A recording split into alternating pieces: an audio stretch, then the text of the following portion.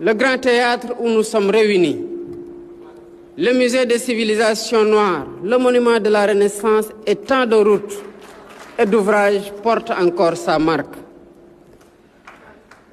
On en a débattu car les grandes œuvres divisent toujours en leur temps. Et c'est le destin des bâtisseurs que de précéder le goût de leur époque.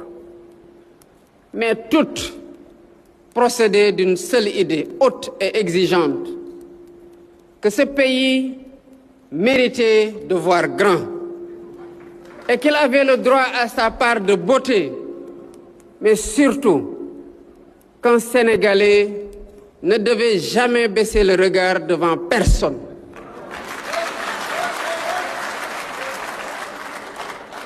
C'est encore elle qui le porta par le NEPAD à penser l'Afrique non comme une marge du monde tendant la main, mais comme l'actrice debout de son propre destin.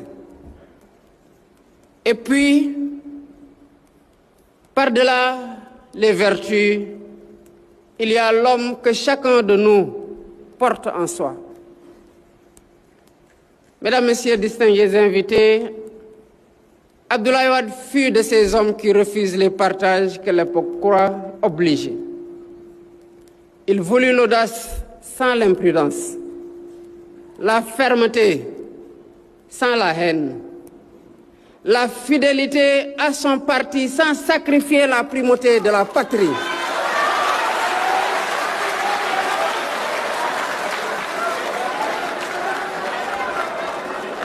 L'amour de l'Afrique sans le renoncement à l'universel. Et c'est pourquoi chaque Sénégalais, au fond de lui, a son Wade. Celui de l'étudiant courbé sous la lampe, sûr que le savoir affranchit. Celui de l'avocat dont la robe défiait les puissants.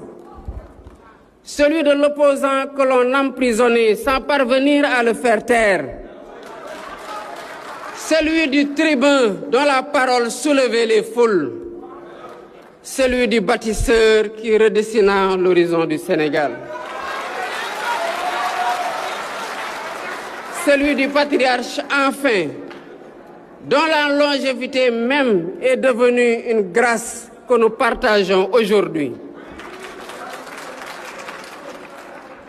Chacun de nous garde une image de lui, une colère, une formule, un rire qui n'appartient qu'à lui.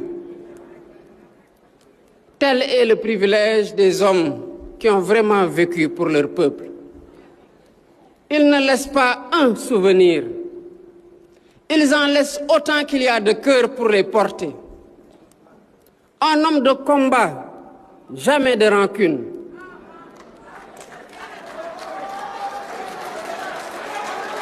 Un homme de pouvoir, jamais prisonnier du pouvoir. Un homme de son siècle est déjà tout entier tourné vers le nôtre.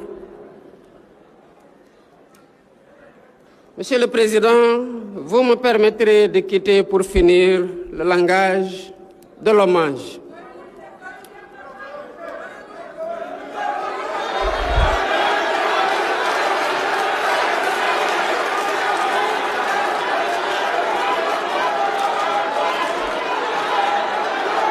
Merci beaucoup.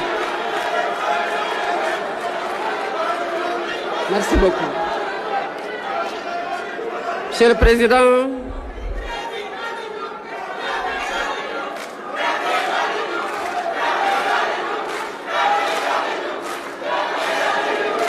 merci beaucoup. Merci. Monsieur le Président, vous me permettrez de quitter le langage de l'hommage et de vous parler simplement. Monsieur le Président, vous avez 100 ans. Monsieur le Président, vous avez vu ce pays naître. Vous l'avez aimé. Vous l'avez servi, vous l'avez façonné. Et jamais, à aucune heure, vous ne l'avez abandonné.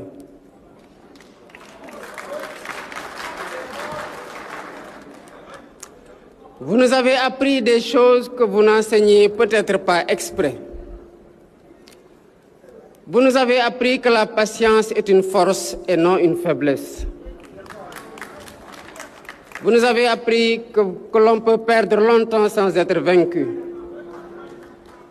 Vous nous avez appris que l'adversaire d'un jour n'est pas un ennemi et qu'il peut même devenir le partenaire du lendemain.